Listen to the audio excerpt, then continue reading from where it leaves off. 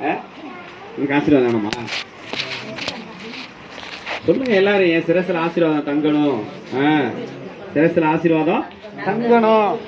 ஆமென். நம்ம சிரசில் ஆசீர்வாதம் தங்கணுங்கிறதுக்காகத்தான் இயேசு அவருடைய சிரசில முள்முடியை ஏற்றுக்கொண்டார். ஹல்லேலூயா. இயேசு எதுக்காக சிலுவையில முள்முடியினால நசுக்கப்பட்டாரு?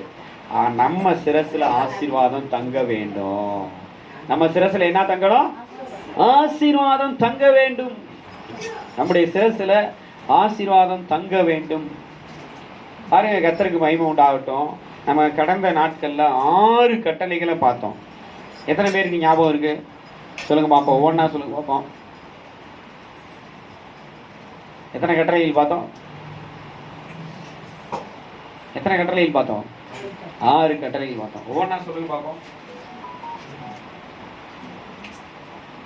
முதல் கட்டளை அப்போஸ்தலர் 4:12. இயேசு நாமத்தை தவிர வேற நாமத்தை சுவாசிக்க கூடாது. இரண்டாவது கட்டளை மனம் திரும்பியே ஆக வேண்டும். அதுல என்ன கிடையாது?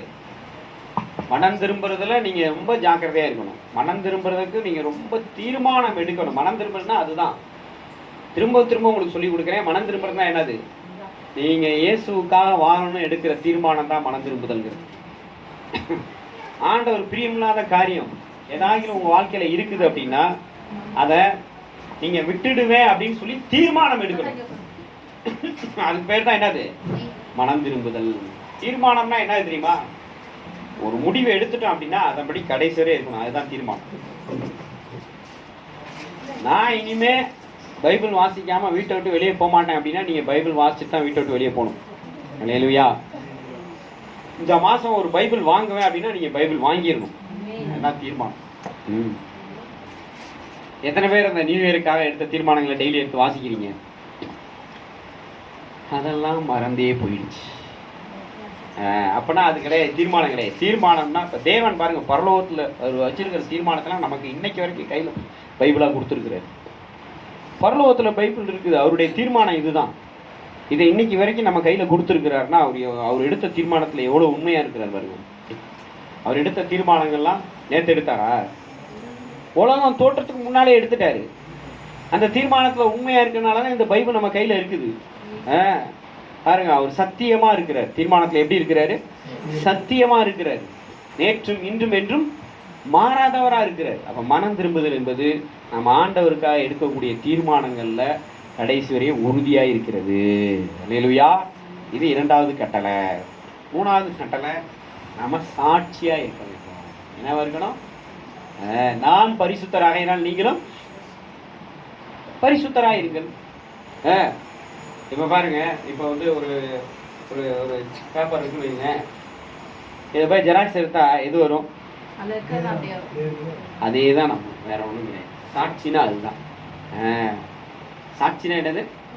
அப்படியே இயேசுவை போலவே வாழ்றது. அதுதான் சாட்சி. இது மூன்றாவது கட்டளையாக பார்த்தோம்.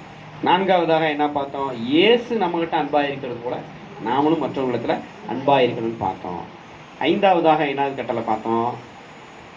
ஒழுங்கற்று நடக்கிற சகோதரர்களை விட்டு என்ன செய்யணும்?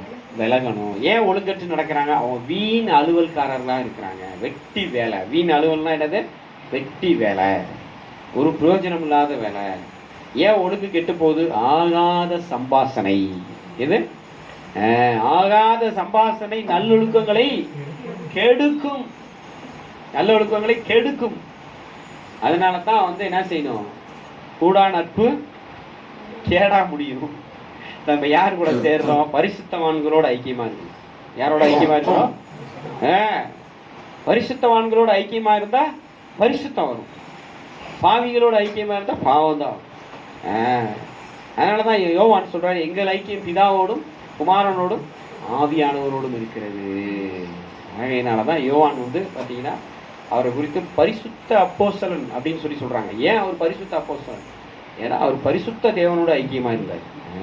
ஆகையினால நம்முடைய வாழ்க்கையில ஒழுங்கு கெட்டு போறதுக்கு காரணமே நம்ம யாரோட எப்படி பழகுறோங்கிறது தான். நீங்க ஆண்டவரோட பழகுங்க, வாழ்க்கையில ஒழுக்கம். இல்லையா? புரியுதா? அடுத்ததா நம்ம ஆறாவது என்ன கட்டளை பார்த்தோம் போன வாரத்துல? பிதாவின் சித்தத்தை செய்ய வேண்டும். மத்தேயு 7:21 என்ன சொல்லுது?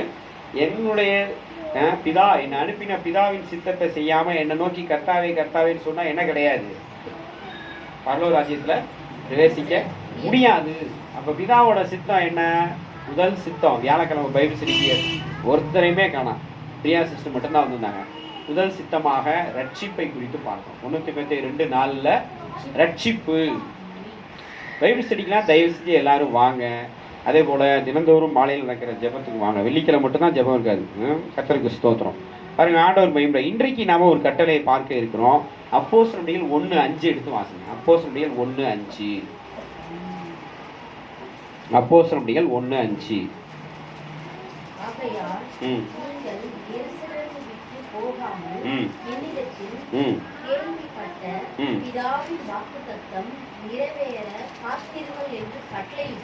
பார்த்தீங்களா? பிதாவின் வாக்குத்தத்தம் நிறைவேற நீங்க எங்க எருசலேமை விட்டு என்ன செய்யக்கூடாது? போகாதீங்க. அப்ப ஆண்டவர் பாத்தீங்கன்னா மரித்து உயிர் தெழுந்ததுக்கு அப்புறம் சீசர்களை எல்லாம் வரவழைச்சி சொல்றாரு, பிதாவின் வாக்குத்தத்தம் நிறைவேறணும்ப்பா. என்ன நிறைவேறணும்? நீங்க எருசலேமை மட்டும் என்ன செஞ்சிடாதீங்க, போயிடாதீங்க. ஆண்டவர் சொல்றாரு, உலகத்தின் முடிவு வரையும் நீங்க எனக்கு என்ன செய்யணும், நீங்க சாட்சிகளா இருக்கணும் அப்படின்னு சொல்றாரு. இந்த பூமியின் கடைசி வரையும் நீங்க போய் என்ன செய்யணும், சுவிசேஷத்தை அறிவிக்கணும் அப்படிலாம் சொல்றாரு. உடனே இயேசு பரலோகத்துக்கு போன அன்னைக்கே இவங்களும் எல்லாம் ஆளாளுக்கு எல்லாம் என்ன செய்யறது, நான் அங்க போறேன் இங்க போறேன்னு கிளம்பி போல. பிதாவின் வாக்குத்தத்தம் நிறைவேற வரைக்கும் நீங்க என்ன செய்யணும், காத்திருக்க வேண்டும். ஏன்னா இயேசு கிறிஸ்து உயிர் தெழுந்து 40வது நாள் பரலோகத்துக்கு போனார். எத்தனாவது நாள் பரலோகத்துக்கு போனாரு? 40வது நாள் பரலோகத்துக்கு போனார். அடுத்த 10 நாள் வரைக்கும் இவங்க எருசலேம்லயே காத்திருந்தாங்க. அப்போஸ்தலர்கள் 120 பேர் மொத்தம். இயேசு விசுவாசி எல்லாரும் சேர்ந்து எத்தனை பேர்? 120 பேர். அதுல மரியாளும் இருந்தாங்க.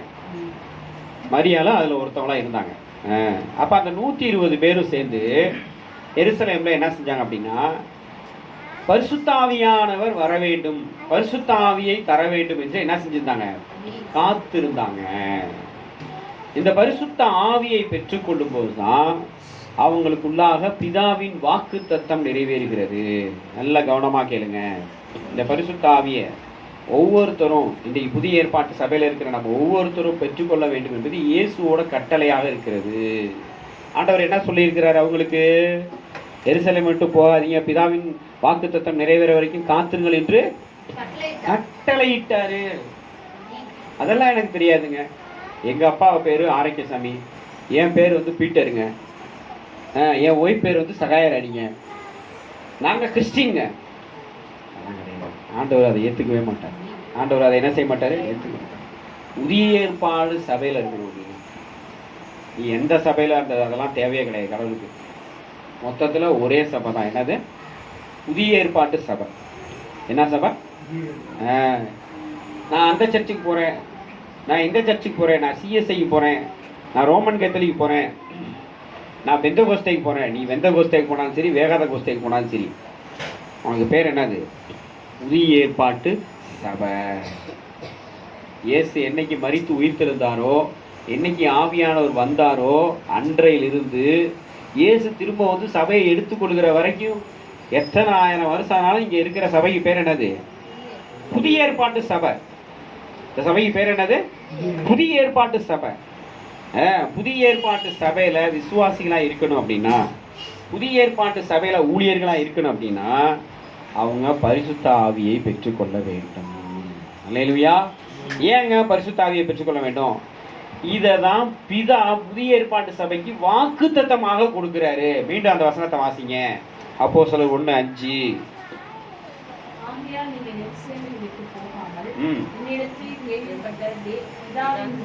பிதாவின் வாக்குத்தத்தம். இது என்னது? இது பிதாவின் வாக்குத்தத்தம். பிதாவாகிய தேவன் புதிய ஏற்பாட்டு சபையில ஒவ்வொருத்தருக்கும் வாக்குத்தத்தமாக ஆவியை கொடுக்கிறாரு. பிதாவாகிய தேவன் என்ன செய்யறாரு? வாக்குத்தத்தமாக கொடுக்கிறாரு இந்த ஆவியை. இத பிதாவாகிய தேவன் ஏன் வாக்குத்தத்தமாக கொடுக்கிறாரு? பிதாவாகிய தேவன் இதை வாக்குத்தத்தமாக பண்ணி இருக்கிறார். எங்க பண்ணி இருக்கிறாரு? யோவேல் தீர்க்கதரிசி எழுதின புஸ்தகத்துல இதான் ஆண்டவர் சொல்றாரு. அப்போஸ்தலர் 2:17 வாசிங்க. அப்போஸ்தலர் 2:17.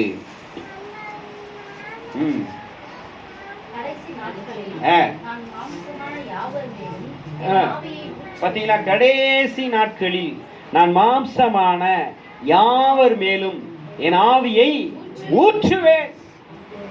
ஆவியை ஆண்டவர் ஊற்றுவேன் வாக்குத்தத்தம் பண்ணிட்டார். ஆமென், அல்லேலூயா. வாக்குத்தத்தம்னா என்னங்க? வாக்குத்தத்தம்னா தேவன் நம்மை குறித்து வைத்திருக்கிற ஒரு அனாதி தீர்மானம். அல்லேலூயா. வாக்குத்தத்தம்னா என்னது? தேவன் நம்மை குறித்து வைத்திருக்கிற ஒரு அனாதி தீர்மானம். பாருங்க, இஸ்ரவேல் ஜனங்களுக்கு எகிப்துல அடிமைத்தனத்துல இருந்தாங்க. நல்லா கவனிங்க. இஸ்ரவேல் ஜனங்க எகிப்துல அடிமைத்தனத்துல இருந்தாங்க. அவங்களுக்கு தேவன் கொடுத்த வாக்குத்தத்தம் என்னன்னா, வாக்குத்தத்தம் பண்ணப்பட்ட கானான் தேசத்துக்கு கூட்டிட்டு செல்லுவேங்கிறது. எங்க கூட்டிட்டு செல்வேங்கிறது? பாருங்க, அந்த கானான் தேசத்துக்கு இஸ்ரவேலர்கள் எல்லாரும் போனாங்களா? வாக்குத்தத்தத்தை எல்லாரும் அடைஞ்சாங்களா? யோசிச்சு பாருங்க. அப்ப இன்றைக்கு தேவன் நமக்கு ஏன் வாக்குத்தத்தம் கொடுத்திருக்கிறார்? நமக்கு ஏன் ஆவியை கொடுத்திருக்கிறார்? நமக்கு ஏன் ஆவியை கொடுத்திருக்கிறார்? நமக்கு ஏன் ஆவியை கொடுத்திருக்கிறார்? அந்த வாக்குத்தத்தமானது நம்ம ஒவ்வொருத்தரையும் இன்றைக்கு ஆவிக்குரிய எருசலேமாக, ஆவிக்குரிய கானானா இருக்கிற சபையில நம்ம தேவனை ஆராதிக்க வைக்கிறது. இரண்டாவது, இந்த வாக்குத்தத்தம் தொடருகிறது. இந்த வாக்குத்தத்தம் என்ன செய்து தொடருகிறது? ஆவியை பெற்றவர்களை, சபையில இருக்கிறவர்களை இயேசு எடுத்துக்கொள்ள வருவாரு.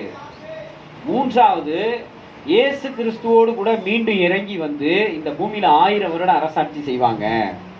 தொடர்ந்து புதிய எருசலேமுக்கு போவாங்க. அல்லேலூயா. அதெல்லாம் எனக்கு தெரியாதுங்க. நான் என் பேர் தாங்க கிறிஸ்டின் பேரு. நான் எனக்கு பைபிள்லாம் படிக்கவே மாட்டேங்க. எனக்கு பரிசுத்த ஆவியெல்லாம் என்னன்னே தெரியாதுங்க. அப்படின்னா உனக்கும் உலகத்துல இருக்கிற புறமதத்தவர்களுக்கு என்ன கிடையாது? வித்தியாசம் கிடையாது. யோசிச்சு பாருங்க. நாம அப்படி இருப்பதற்காக இயேசு நமக்காக சிலுவையில ரத்த சிந்தல. நம்ம அப்படி இருப்பதற்காக இயேசு உயிர் தள்ளல. ஒரு உலகத்தான போல வாழ்றதுக்காக இயேசு நமக்காக பரிசுத்த ஆவியை கொடுக்கல. பாருங்க, நல்லா கவனிச்சு பாருங்க. அங்க அப்போஸ்தலர்கள் இந்த 12 பேர்ல இப்ப ஒருத்தன் போயிட்டான். 11 பேர் இருக்கிறாங்க. இந்த 11 பேரோட 120 பேர் மொத்தம் சேர்த்து எல்லாருமே. இந்த 11 பேர்களுக்கு ஏற்கனவே அப்போஸ்தலர்கள் நாமத்தை கொடுத்து அவங்கள மினிஸ்ட்ரியில ட்ரெயின் பண்ணி அவங்கள வச்சு பிசாசுகள் எல்லாம் துரத்தி வியாதியஸ்தர்கள் எல்லாம் குணமாக்கி எல்லாம் செஞ்சு இருக்கிறார் இயேசு. இவங்களும் போயிட்டு பிசாசெல்லாம் நாங்கள் துரத்திட்டு வந்தோம் அப்படின்னு சொல்லி சந்தோஷத்தோட வராங்க. ஆனாலும் இயேசு உயிர் தெழுந்ததுக்கு அப்புறம், நான் தான் ஏற்கனவே உங்களுக்கு 3 வருஷம் என் கூடவே இருந்து ட்ரைனிங் கொடுத்துட்டீங்களே, நீங்க எல்லாம் போங்க, ஒவ்வொருத்தரும் ஒரு நாட்டுக்கு போங்க, போயிட்டு என்னை பத்தி அறிவிங்கன்னு சொல்லலை. அறிவிங்கன்னு சொன்னாரு. ஆனா நீங்க என்ன செய்யணும்?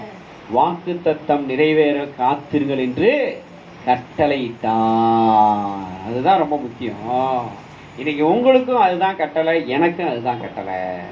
அந்த பரிசுத்த ஆவியை நாம் பெற்றுக்கொள்ளாம நம்ம என்ன செய்ய முடியாது?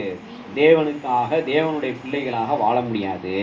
இந்த வாக்குத்தத்தம் நம்ம என்ன செய்கிறது? பிதாவினுடைய பார்வையில நல்ல கவனமா கேளுங்க. இதுல குமாரனும் இந்த வாக்குத்தத்தத்துல ஈடுபடுறாரு, இதுல ஆவியானவரும் ஈடுபடுறாரு. அதைத்தான் இன்றைக்கு நாம கற்றுக்கொள்ள போகிறோம். இது தேவனுடைய கட்டளை. அதனாலதான் இந்த கட்டளை இயேசு சீசர்களுக்கு கொடுக்கிறாரு. பிதாவுடைய பார்வையில இந்த கட்டளை நம்ம என்னவாக மாற்றுகிறது? ரோமர் 8:13, 14, 15 எடுத்து வாசிங்க. ரோமர் 8:13, 14, 15.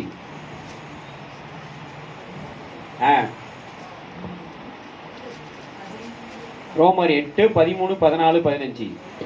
மாம்சத்தின்படி பிழைத்தால் சாவீர்கள். மாம்சத்தின்படி பிழைத்தால் சாவீர்கள் என்ன அர்த்தம்? உலக பிரகாரமா இருக்கிற மாதிரி நம்ம மற்றவங்கள போல ஆவியை பெறாம வாழ்ந்தீங்க அப்படின்னா செத்து தான் போகணும், நரகத்துக்கு தான் போகணும். ஆவியினாலே சரீரத்தின் செய்கை அழித்தால் பிழைப்பீர்கள். ஆவியினாலே தேவன் கொடுக்கிற ஆவியை பெற்றுக்கொண்டு மாம்சத்தின் கிரியைகளை அழிக்கணும். மாம்சத்தின் கிரியைகளை என்ன செய்யணும்? சரீரத்தின் செய்கைகள் அப்படின்னா என்னது? அதான் மாம்சத்தின் கிரியைகள். மாம்சத்தின் கிரியைகளை முதல்ல என்ன வருது? முதல்ல எடுத்தோடனே விபச்சாரம் தான் வருது. கலாத்தியர் 5:22 வாசிச்சு பாருங்க. முதல்ல எடுத்தோடனே என்ன வருது? அதெல்லாம் லிஸ்ட் இருக்குது. அதெல்லாம் அங்கே ஓய்வார் போய் நீங்க எடுத்து வாசிங்க. அப்ப விபச்சாரம், வேசித்தனம், சண்டை, காமவிகாரம், பொறாமை, பில்லி சூனியம், மந்திரம், இது எல்லாம் எதை குறிக்குது? மாம்சத்தின் கிரியைகள். இந்த ஆவியினாலே, தேவன் நமக்கு கொடுக்கிற ஆவியினாலே, வாக்குத்தத்தத்தின் ஆவியினால, பரிசுத்த ஆவியினாலே, அதுக்கு பேர் என்னது? பரிசுத்த ஆவி. அந்த பரிசுத்த ஆவியை பெற்றுக்கொண்டு இது எல்லாத்தையும் நம்ம அழிக்கணும்னு ஆண்டவர் சொல்றாரு. ஏங்க 14ஆம் வசனம் சொல்லுது, எவர்கள் தேவனுடைய ஆவியினாலே நடத்தப்படுகிறார்களோ அவர்கள் தேவனுடைய புத்திரராய் இருக்கிறார்கள். இதுதான் வாக்குத்தத்தம். நாமெல்லாம் இப்ப யாரு? தேவனுடைய பிள்ளைகள். அல்லேலூயா.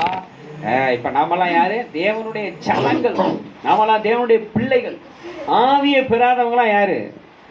சாசின் பிள்ளைகள். ஆவியை பெறாதவங்க யாரு? சாசின் பிள்ளைகள். ஆவியை பெற்றவர்கள் யாருன்னா தேவனுடைய புத்திரர்களாய் இருக்கிறார்கள். 15ஆம் வசனம் வாசிங்க. அந்தபடி நீங்கள் அடிமைத்தனத்தின் ஆவியை பெறாமல் அப்பா பிதாவை என்று கூப்பிடுகிற பண்ணுகிற பாத்தீங்களா? இப்ப நாம என்ன இருக்கிறோம்னா அடிமைத்தனத்தின் ஆவி கிடையாது நம்ம கிட்ட. இப்ப நம்ம கிட்ட என்ன ஆவி கிடையாது? அடிமைத்தனம்னா என்னது? பாவம் செய்கிற எவனும் பாவத்துக்கு அடிமையா இருக்கிறான். அந்த அடிமைத்தனத்தின் ஆவி இப்ப நம்ம கிட்ட கிடையாது. இப்ப நம்ம என்னவா இருக்கிறோம்னா தேவனை அப்பா பிதாவேன்னு கூப்பிடுகிறோம். அல்லேலூயா. நமக்கு பிதாவாகிய தேவன் வாக்குத்தத்தம் பண்ணின ஆவி என்ன ஆவி தெரியுமா? புத்திர சுவிகாரத்தின் ஆவி. அல்லேலூயா. பாருங்க, கொரிந்தியர் 2 கொரிந்தியர் 6:18 எடுத்து வாசிங்க. 2 கொரிந்தியர் 6:18. 2 கொரிந்தியர் 6:18 வேகமா எடுத்து வாசிக்கிறீங்களா?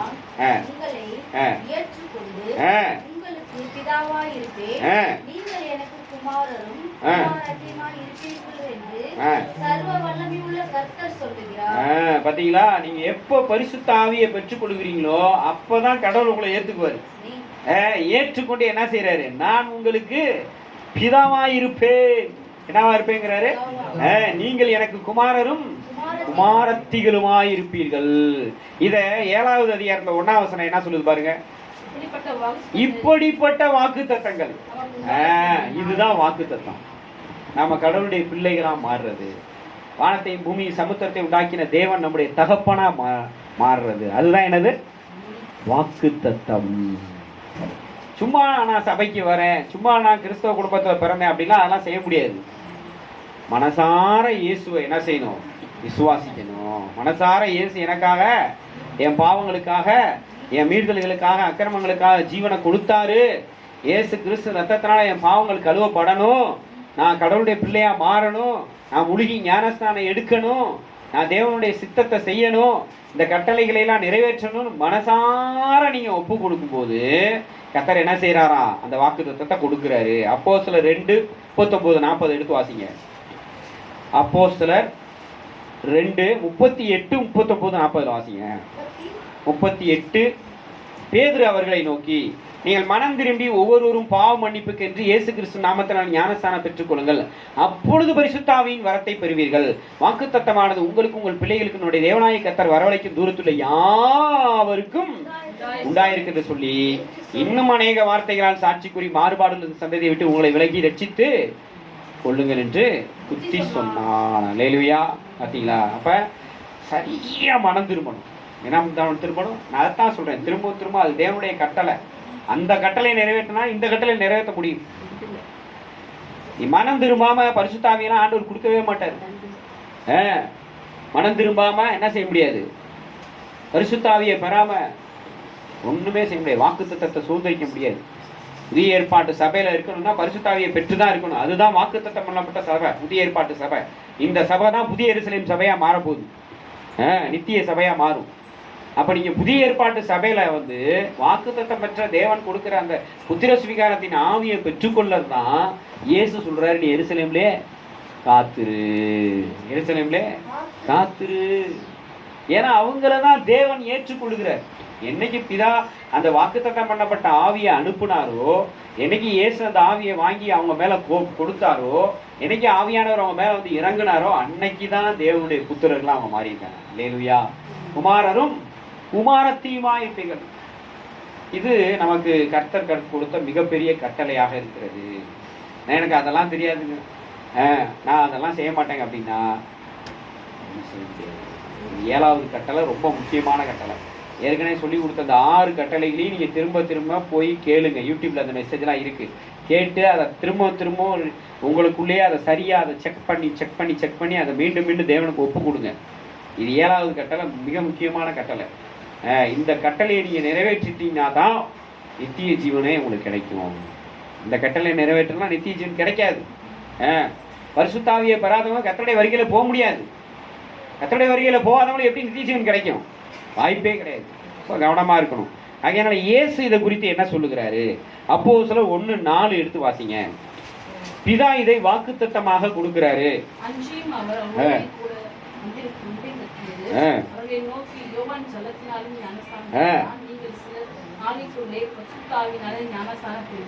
பரிசுத்த ஆவியினாலே ஞானஸ்நானம் பெறுவீர்கள். இந்த பரிசுத்த ஆவிய ஊற்றுவேன்னு சொல்லி பிதா என்ன கொடுக்கிறார் அப்படின்னா, இதை வாக்குத்தத்தமா நமக்குள்ள அந்த புத்திர ஸ்வீகாரத்தின் ஆவியை கொடுத்து நம்மளை அவருடைய புத்திரர்களாக மாம்சத்தின்படி நடவாமல் ஆவியின்படி நடக்கிறவர்களாக மாற்றுகிறாரு. இயேசு என்ன செய்யறாருன்னா பரிசுத்த ஆவியின் ஞானஸ்நானத்தை, அக்கினி ஞானஸ்தானத்தை கொடுக்கிறாரு. இதுல எடுத்து வாசிங்க. மத்தேயு 3:11. ஒரே சம்பவம் தான் நடக்குது. என்னது? பெந்தெகோஸ்தே நாள் அன்னைக்கு அந்த 10வது நாள் அவங்க மேல ஆவியானவர் இறங்குறாரு. ஆனா அதுல பிதா அதை வாக்குத்தத்தமா புத்திர ஸ்வீகாரத்தின் ஆவியை கொடுக்கிறாரு. குமாரன் தன்னுடைய ஆவியை அங்க ஞானஸ்தானமா நமக்கு கொடுக்கிறார். எடுத்து வாசிங்க.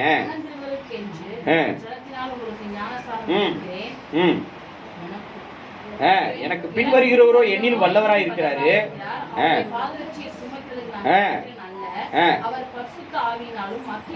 பரிசுத்த ஆவியினாலும் அக்கினினாலும் ஞானஸ்தானம் கொடுக்கிறாரா இயேசு. அல்லேலூயா. அப்ப பாருங்க, இந்த பரிசுத்த ஆவி, இந்த அக்கினி இதெல்லாம் எதை குறிக்குதுன்னா இயேசு கிறிஸ்துவின் ரத்தத்தை குறிக்கிறது. இயேசு கிறிஸ்துவனுடைய ஆவியை குறிக்கிறது. பாருங்க, எடுத்து வாசிங்க வேகமா. லூக்கா 12:49 எடுத்து வாசிங்க. லூக்கா 12:49.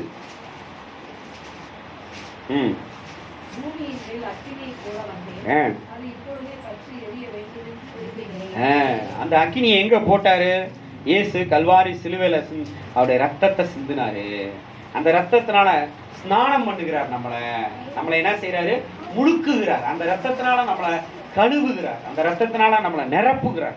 அந்த ரத்தத்தின் வல்லமையினால நம்மளை நிரப்புகிறார். 1 கொரிந்தியர் 6:10 எடுத்து வாசிங்க. 1 கொரிந்தியர் 6:10.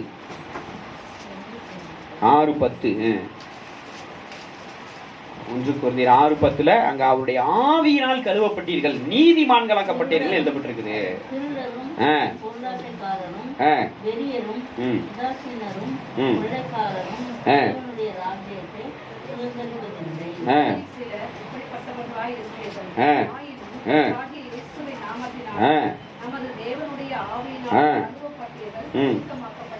பாத்தீங்களா? அந்த ஸ்நானம்ங்கிறது எதை குறிக்குது? கழுவப்படுதலை குறிக்கிறது. நம்ம எதுக்காக குளிக்கிறோம்? எதுக்காக ஸ்நானம் பண்ணுகிறோம்?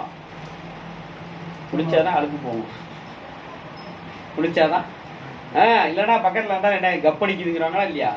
அப்ப ஆண்டவராகிய இயேசு கிறிஸ்து நம்மளை என்ன செய்யறாருன்னா அவருடைய ரத்தமாகிய அக்னினாலும் அவருடைய ஆவியாகிய சத்திய வசனத்தினாலையும் அந்த அவருடைய ஆவி. யோவான் 6:63 எடுத்து வாசிங்க. யோவான் 6:63. நான் சொல்லுகிற வசனங்கள் ஆவியாயும் ஜீவனாயும் இருக்கிறதுங்கிறாரு. அவ அந்த வசனம், அவருடைய ஆவியினால என்ன செய்யறாரு? நம்மளை ஞானஸ்தானப்படுத்துகிறாரு. அவருடைய அக்னினால ஞானஸ்தானப்படுத்துகிறாரு.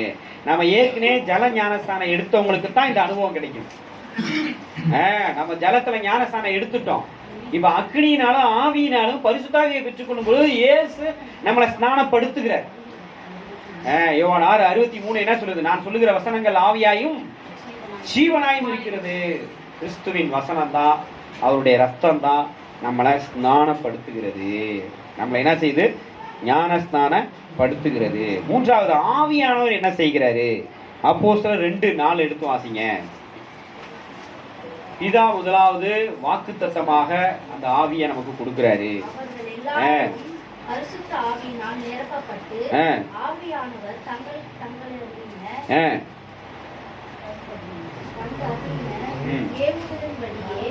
வரத்தின்படியே வெவ்வேறு பாஷைகளிலே பேச தொடங்கினார்கள்.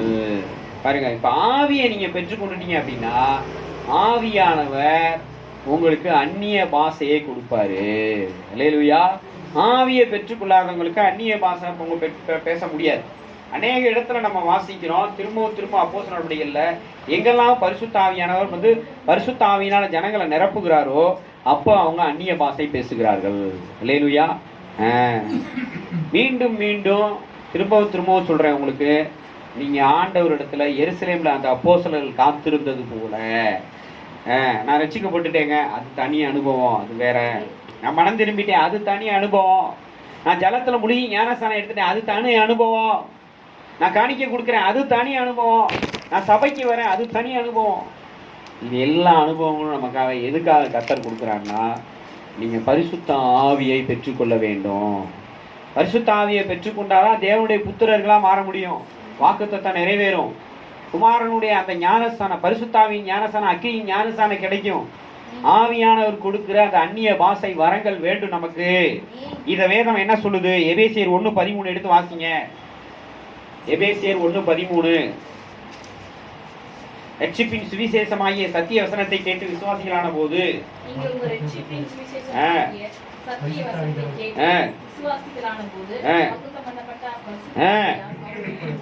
பாத்தீங்களா, அந்த வாக்குத்தத்தம் பண்ணப்பட்ட அந்த புத்திர சுவிகாரத்தின் ஆவியினால தேவன் நம்மளை என்ன செய்யறாரு? முத்திரை போட்டுறாரு. எதுக்காக முத்திரை போடுறாரு? எபேசியர் 4:31 எடுத்து வாசிங்க. எபேசியர் 4:30 எடுத்து வாசிங்க. எபேசியர் 4:30. நீக்கப்படும் நாளுக்கென்று முத்திரையாக கொடுக்கிறாரு. அல்லேலூயா. அப்ப நீ பரிசுத்த ஆவியை பெறணும்னா உனக்கு என்ன கிடையாது?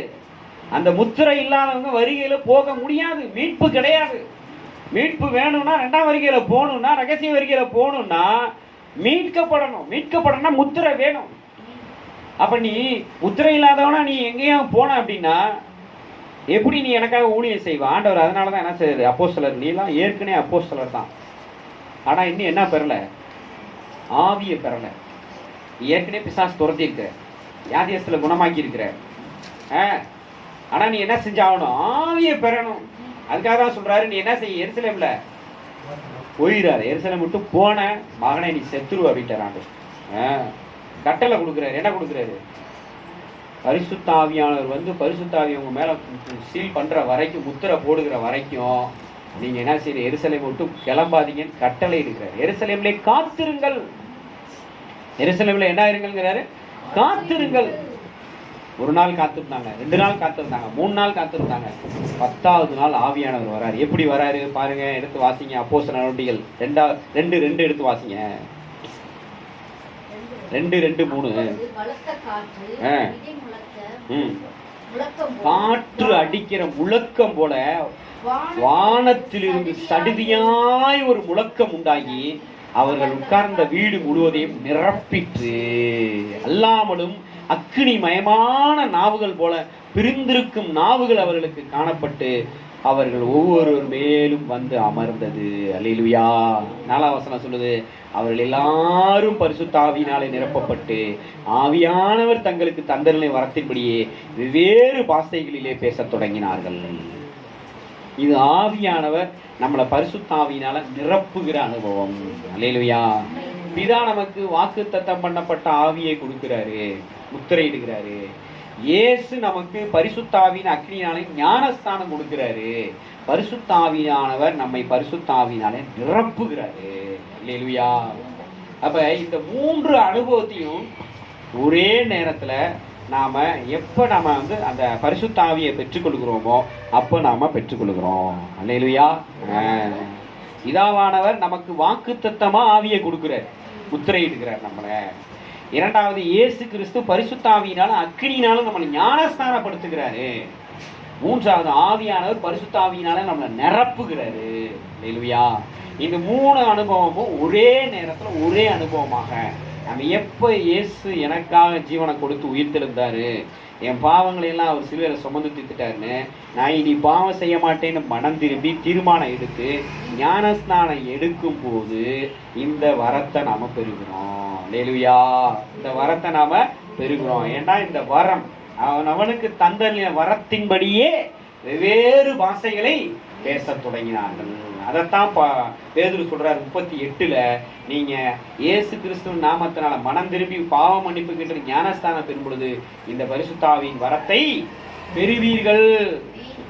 அப்ப பரிசுத்த ஆவியை பெற்றுக்கொள்ளுகிற நாம, பரிசுத்த ஆவியை பெற்றுக்கொண்டு அக்கினி ஞானஸ்தானத்தை, ஆவியின் ஞானஸ்தானத்தை பெறுகிற நாம, பரிசுத்த ஆவியை பெற்றுக்கொண்டு தேவனுடைய புத்திரர்களும் முத்திரையிடப்படுகிற நாம, பரிசுத்தாவியின் வரத்தை பெற்றுக்கொள்கிற நாம என்ன செய்ய வேண்டும்? தேவனுக்காக கனி கொடுக்க வேண்டும். கர்த்தருக்காக என்ன கொடுக்கணும்? கனி கொடுக்கணும். எதுக்கு ஆண்டவர் இந்த ஆவியை கொடுக்கிறாரு? புத்திர ஸ்வீகாரத்தின் ஆவியை எதுக்கு கொடுத்து நம்மளுக்கு முத்திரை இடுகிறாரு? புத்திர ஸ்வீகாரத்தின் ஆவியை கொடுத்து நம்மளுக்கு ஏன் அக்கினி ஞானஸ்தானம், ஆவியின் ஞானஸ்தானம் கொடுக்கிறாரு? புத்திர ஸ்வீகாரத்தின் ஆவியை கொடுத்து நமக்கு ஏன் பரிசுத்த ஆவியால நிரப்புகிறாரு? 3 பேர் சேர்ந்து வேலை செய்யறாங்க. அட்டன் டைம்ல 3 பேர் சேர்ந்து வேலை செய்யறாங்க. அதுக்காக தான் சொல்றாரு அப்போஸ்தலர்களை பார்த்து, நீங்க காத்துருங்க, எருசலேம் விட்டு போயிடாதீங்க.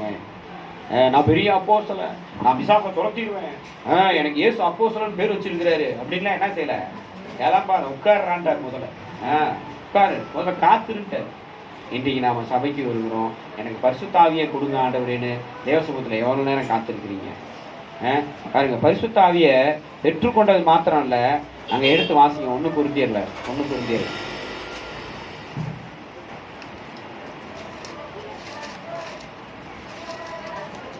1 கொரிந்தியர் 14:18 வாசிங்க.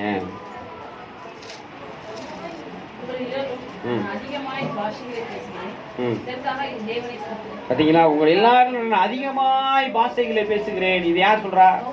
பவுல் சொல்றாரு. அப்ப பவுலும் பரிசுத்தாவியை பெற்றுக்கொண்டு அந்நிய பாஷை பேசியிருக்கிறார். ஆனா அவர் அப்படியே இல்லை, எல்லாரத்தை விட அதிகமா அவர் பேசுறாரா. அல்லேலூயா. அப்ப நமக்குள்ள தேவன் கொடுக்கிற அந்த ஆவியை நம்ம ஒவ்வொரு நாளும் அதுல என்ன செய்யணும் அப்படின்னா நிறைய வேண்டும். ஆவியில என்ன செய்யணும்? நிறையணும். இதை எங்க சொல்றாரு? எபேசியர் எழுதின நிருபம் எடுத்துக்கொள்ளுங்க. எபேசியர் எழுதின நிருபம், எபேசியர் எழுதின நிருபம் 5:18 வாசிங்க. எபேசியர் எழுதின நிருபம் 5:18. ஆவியினால் நிறைந்து. அல்லேலூயா. ஆவியில நம்ம எப்படி இருக்கணும்? நிறைஞ்சு இருக்கணும். பரிசுத்த ஆவியில நிறைஞ்சு இருந்தாதான் நீங்க இந்த உலகத்தை ஜெயிக்க முடியும். பரிசுத்த ஆவியில நிறைஞ்சிருந்தாதான் பிசாசை ஜெயிக்க முடியும். பரிசுத்த ஆவியில நிறைஞ்சிருந்தாதான் பொல்லாத மனிதர்களை ஜெயிக்க முடியும். இது எல்லாத்த விட பரிசுத்த ஆவியில நிறைஞ்சிருந்தாதான் நம்ம சுயத்தை ஜெயிக்க முடியும். நம்ம மாம்சத்தை வருங்க ஒடுக்கணும். மாம்சத்தை என்ன செய்யணும்? மாம்சத்தை ஒடுக்கிறதுக்கு பரிசுத்தாவி ரொம்ப அவசியம். பரிசுத்தாவி இல்லைன்னா மாம்சத்தை ஒடுக்க முடியாது. 1 கொரிந்தியர் எடுத்துக்கொள்ளுங்க. 1 கொரிந்தியர் புத்தகத்தை வேகமா எடுத்துக்கொள்ளுங்க. எடுத்துக்கிட்டீங்களா? 1 கொரிந்தியர் 9:27 எடுத்து வாசிங்க. 1 கொரிந்தியர் 9:27.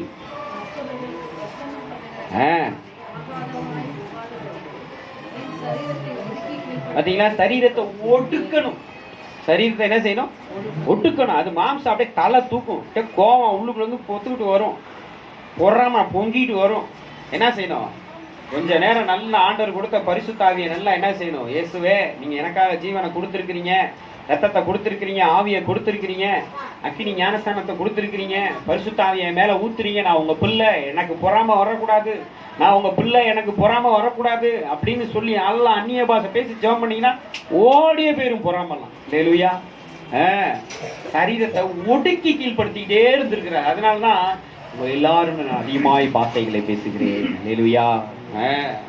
இன்னைக்கு இப்போ அந்நிய பாஷை பெற்றுக்கொள்ளாத ஒரு கூட்டம் இருக்குது. இன்னொரு கூட்டம் அந்நிய பாஷை பெற்றுச்சுன்னா அது அன்னைக்கு என்ன பாஷை பேசுச்சு அதே தான். தாத்தாத்தா பாப்பாப்பா மாமாமா காக்காக்கா தாத்தாத்தா ராக்காத்தா அதே தான். அதையே பேசினா எப்படி பரலோகத்துக்கு போக முடியும்? ஆவியில நிறையணும். ஆவியில என்ன செய்யணும்? நிறையணும். அதிகமாக தேவ சமூகத்துல பரிசுத்த ஆவிக்காக காத்திருக்க வேண்டும். லூக்கா எழுதின சுவிசேஷத்துல ஆண்டவர் சொல்றாரு, பொல்லாதவர்களாகி நீங்கள் உங்கள் பிள்ளைகளுக்கு நல்ல ஈவுகளை கொடுக்க அறிந்திருக்கும் போது பரமபிதாவானவர் தமிழ் வேண்டிக் கொள்வர்களுக்கு பரிசுத்தாவியை கொடுப்பது நிச்சயம் அல்லவா? நிச்சயமா பரிசுத்தாவியை கேட்கும்போது கொடுப்பாரா? ஏன் தெரியுமா? அதுக்காக தான் இயேசுவையே கொடுத்தார். இல்லையா? அதுக்காகத்தான் இயேசு இந்த பூமியில ரத்தம் சிந்தினார். அதுக்காகத்தான் இயேசு 3ஆம் நாள் உயிர்த்தெழுந்தார். இப்ப இயேசு அந்த ஆவியை பெற்று நமக்கு தினந்தோறும் கொடுத்துக்கிட்டு இருக்கிறார். அந்த ஆவியை பெற்று நமக்கு என்ன செய்யறாரு? இயேசு நமக்கு கொடுத்து கொண்டே இருக்கிறாரு. அப்போஸ்தலர் நடவடிக்கைகள் 1வது அதிகாரம் 2வது அதிகாரத்தை எடுத்துக்கொள்ளுங்க. 2வது அதிகாரத்துல 33ஆம் வசனத்தை வாசிங்க.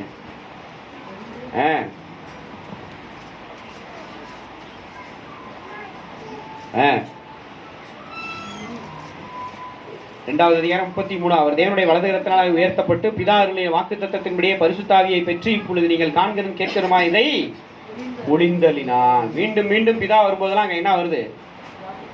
வாக்குத்தத்தம் வந்துட்டே இருக்கு. அந்த வாக்குத்தத்தத்தை உறுதியா பிடிச்சுக்கிட்டாதான் மாம்சத்தின்படி நடவாமல் ஆவியின்படி நடக்க முடியும். ஏசு கொடுக்கிற அந்த ஞானஸ்தானத்தை பெற்றுக்கொண்டாதான் இருதயத்துல ஆவியின் சிந்தை வரும். ஆவியானவர் கொடுக்கிற அந்த அந்நிய பாசை அந்த வரத்தை பிடிச்சுக்கிட்டாதான் ஆவியில மீறுதல் தீரும். பாவம், மீறுதல், அக்கிரமம் 3 ஒழியணுங்கிறதுக்காகத்தான் ஆவியானவரும் பிதாவும் இயேசு 3 பேருமே இந்த ஊழியத்தை ஈடுபடுறாங்க. பிதா இதை நமக்கு சீலா வாக்குத்தத்தமா கொடுக்குறாரு. இயேசு இதை ஞானஸ்தானமா கொடுக்குறாரு. தினந்தோறும் அக்கினி ஞானஸ்தானம் எடுக்கணும். ஒரு நாள் ஜலத்துல ஞானஸ்தானம் எடுத்துருவோம், குளிக்க எரிச்சிருவோம். ஆனா தினந்தோறும் அக்கினி ஸ்நானம் எடுக்கணும்.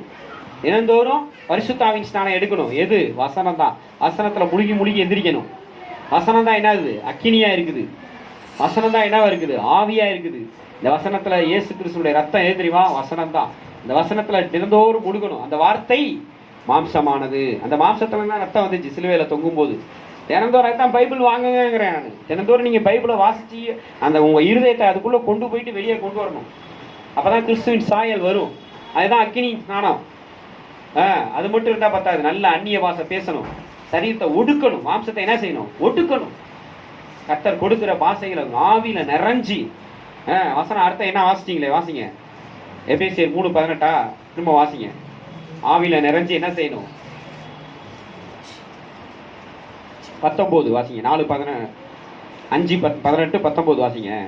சங்கீதங்களினாலும் கீர்த்தனைகளினாலும் ஞானப்பாட்டுகளாலும் ஒருவருக்கு ஒரு புத்தி சொல்லிட்டு கொண்டு உங்கள் இருதயத்திலே கர்த்தரை பக்தியுடன் பாடி கீர்த்தனை பண்ணி உடைய கர்த்தராகிய இயேசு கிறிஸ்து நாமத்தினாலே எப்போதும் எல்லாவற்றிலும் பிதாவாகிய தேவனை ஸ்தோத்தரிக்கணும். அல்லேலூயா. இந்த அனுபவம் உங்களுக்குள்ளெல்லாம் போனாதான் உங்களுக்குள்ள வரங்கள் தெரிய செய்யும். ஆவியானவர் இந்த ஆவியை எதுக்காக கொடுக்குறாரு? வரங்கள் நமக்கு கொடுக்க செய்கிறார். வரங்கள் எதுக்காக கொடுக்குறாரு? நம்ம கனி கொடுக்கிற வாழ்க்கை வாழணும். கர்த்தருக்காக நம்ம வரங்களையும் கனிகளையும் கொடுத்து நம்ம வாழணும். அதுக்கு பரிசுத்தாவியை பெற்றுக்கொள்ள வேண்டும் என்பது 7வது கட்டளையா இருக்குது. நீங்க கர்த்தருக்காக வரங்களையும் கனிகளையும் கொடுத்து வாழும்போது உங்க சிரசுல ஆசீர்வாதம் தங்கும். அல்லேலூயா. கர்த்தருக்கு மகிமை உண்டாகட்டும். நம்ம எல்லாரும் எழுந்து நிற்போம். ஞானஸ்தானம் எடுத்தவங்க மாத்திரம் முதலாவது எழுந்து நில்லுங்க. ஞானஸ்தானம் எடுக்காதவங்க, கர்த்தருடைய பந்திக்கு ஆயத்தம் இல்லாதவங்க தயவு செஞ்சு உட்காந்துக்கோங்க. நம்ம கடைசி ஜெபம் ஜெபிக்கும் போது எல்லாரும் எழுந்து நிற்போம். இப்போ கர்த்தருடைய பந்தியின் வேலையா இருக்குது. ஞானஸ்தானம் எடுத்தவங்க மாத்திரம், பந்திக்கு ஆயத்தமாக இருக்கிறவங்க மாத்திரம், நல்ல சுத்திகரிப்புக்கு ஆயத்தமாக இருந்து நல்ல பரிசுத்தமா இருக்கிறேன். நான் என்கிட்ட எந்த ஒரு பாவமும் இல்லை, என்கிட்ட எந்த ஒரு அருவருப்பும் இல்லை, என்கிட்ட எந்த ஒரு குற்றமும் இல்லை அப்படின்னா நீங்கள் எல்லாரும் எழுந்து நிற்கலாம். அப்படியே 1-2 ஏதாவது இருந்துச்சுன்னா ஆண்டவர்கிட்ட மன்னிப்பு கேட்டுட்டு நான் இதை செய்ய மாட்டேன்னு தீர்மானம் எடுத்துட்டு மனம் திரும்பி இந்த பந்தியில் நீங்கள் பங்கெடுக்கும்படி உங்களை அன்பாய் கேட்டுக்கொள்கிறேன். கர்த்தருடைய பந்தியை நீங்கள் என்ன செய்யக்கூடாது? அசட்டை பண்ண கூடாது. புரியுதா? கர்த்தருடைய பந்தியில் நிச்சயமாக நீங்கள் பங்கெடுக்க வேண்டும். கர்த்தருடைய பந்தியில் பங்கெடுக்கலைன்னா கர்த்தரிடத்துல உங்களுக்கு என்ன இல்லை? பங்கு இல்லை. ஆகையினால இந்த 1 கொரிந்தியர் 11வது அதிகாரத்தில் 23ஆம் வசனத்துலேருந்து 32ஆம் வசனம் வரைக்கும் அருமையான அக்கா வாசிப்பாங்கக்கா. 1 கொரிந்தியர் 11வது அதிகாரம்